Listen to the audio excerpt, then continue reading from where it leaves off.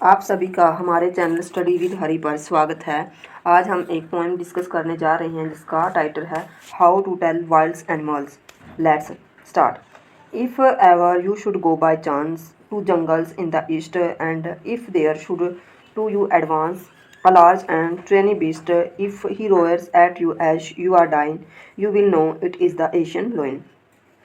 तो पोइट कहते हैं कि अगर आप बाय चांस कभी ईस्ट के जंगलों में जाते हो और वहाँ पर आप देखते हो कि कोई आप पर टूट पड़ता है और वो large and tawny beast means brownish yellow, जिसका कलर येलो जैसा होता है, और वो आप पे दहाड़ता है और आप मरने की जगह पर पहुंच जाते हो, तो आप समझ लेना कि वो जो बीस्ट है लाल सा जो येलो कलर का है वो होगा एशियन लोयन। और इस स्टैंजा में जो टफ वर्ड्स आए उनको हम डिस्कस करते हैं। पहला वर्ड है tawny means brownish yellow. Second roars means gives out loud sound। Third, dine means staying। Second stanza, if sometime when roaming round a noble wild beast greets you with black streaks on a yellow ground, just notice if he eats you। This simple rule may help you learn the Bengal tiger to discern। Second stanza में poet कहते हैं अगर आप किसी जंगल में यहाँ वहाँ घूम रहे हो और एक नोबल सा विल्ड बीस्ट है जो जंगली जानवर है, ग्रीट्स मीन्स यहाँ पर आपका स्वागत करता है। स्वागत मीन्स स्वागत नहीं करता, यानी कि आपको वो खाने को आता है। विद ब्लैक स्ट्रिप्स, और जो उसकी स्किन है वो येलो होगी और येलो में ब्लैक स्ट्रिप्स आपको दिखाई देगी। तो आप नोट्स कर लेना कि वो आपको खाने के लिए आपकी ओर बढ़ेगा। दिस सिंपल रूल, तो यहाँ आप पोइट है जो आपको ये सिखाना चाहते हैं कि वो क्या होगा, बंगाल टाइगर होगा। और इसके जो टफ वर्ड है वो हम discuss. Roaming means wandering, beast means wild animal, stripes होता है लॉन्ग नैरो बैंड्स, और डिस्कर्न होगा सी यानी कि देखना। Third stanza, if strolling forth a beast you view whose hide with spots is peppers as soon as he has left on you will know it is the leopard। It will do not good to roar with pain, he shall only left and left again। Strolling होता है slowly walking, अगर कोई जंगली जानवर आराम आराम से आगे बढ़ रहा है और वो जो अपने स्पॉट्स हैं उनको छिपा रहा है, यानी कि उसकी जो स्किन है उसके ऊपर ब्लैक स्पॉट होंगे छोटे छोटे, और जैसे वो आपकी ओर आएगा और आपको आपके ऊपर जंप करेगा तो आप जान लेना कि वो कौन होगा, वो लिपार्ड होगा, और आपके ऊपर बार बार कॉन्टीन्यूसली आपके ऊपर वो अटैक करेगा, जिसकी वजह से आप दुख से आप करा भी नहीं पाओगे, इतना भी टाइम आपको नहीं मिलेगा, इतना टाइम आपको फिनिश कर देगा। अभी हम इसके वर्ड मीनिंग डिस्कस करते हैं। First word meaning is strolling, strolling होता है वंडरिंग।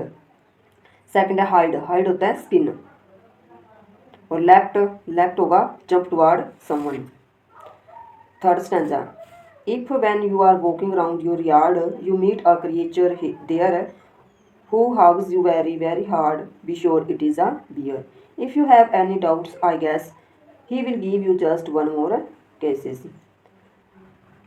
अगर आप अपने घर के यार्ड में यानी कि लॉन्ग एरिया में आसपास जा रहे हो, आपको एक क्रिएचर मिलेगा जो बहुत ही प्यारा होगा, और वो आपको देखते ही आपसे प्यार करेगा, और प्यार करने के लिए आपसे हग करेगा और भी ज़्यादा हग करेगा, तो be sure that is a beer.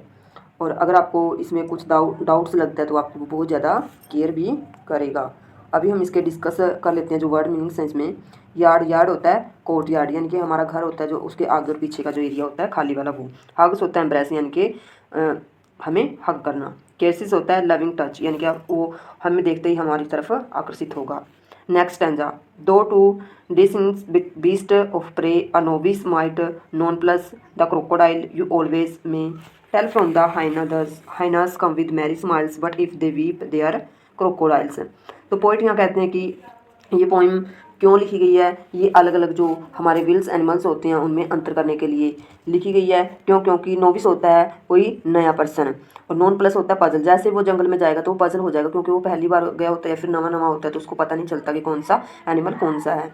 तो ये यहाँ पर जो क्रोकोडाइल और हाइनस के बारे में बोला गया है।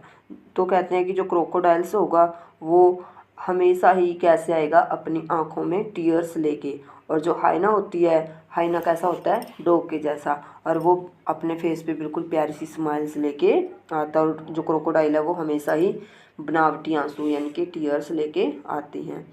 इसके जो वर्ड मीनिंग है डिस्टिंग्विश होता है आइडेंटिफाई करना। नोविस होता है बिगिनर जो नया नया होता है।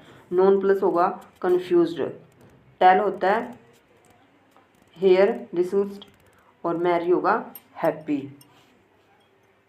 Next stanza. The true chameleon is small, a lizard sort of thing. He has not any ears at all and not a single wing. If there is nothing on the tree, this the chameleon you see. तो यहाँ पर poet है जो difference कर रहे हैं chameleon और lizards के बीच में। तो कहते हैं कि जो कैमेलियन है वो भी बिल्कुल छोटा सा होता है और लिजार्ड है वो भी छोटी सी होती है। और वो कहते हैं कि जो कैमेलियन होता है उसकी पहचान क्या है कि उसके ना तो कोई ईयर्स होते हैं और ना ही उसके विंग्स होते हैं। वो विदाउट विंग्स और विदाउट ईयर्स होता है। और जैसे ही आप किसी ट्री पे देखते हो अगर आपको लगता है कि यहाँ पर कोई नहीं है तो वहाँ पे आपको कैमेलियन ज़रूर ही मिलेगा। क्योंकि कैमेलियन क्या होता है कि जिस भी ऑब्जेक्ट्स पे वो सिट करता है वैसा ही कलर वो अडोप्ट कर लेता है, क्योंकि वो बार बार कलर चेंज करता रहता है। जो इसके वर्ड मीनिंग हैं कैमेलियन अ लिजार्ड लाइक एनिमल्स, यानी कि वो भी लिजार्ड जैसा ही होता है और लिजार्ड होता है एक रेप्टाइल।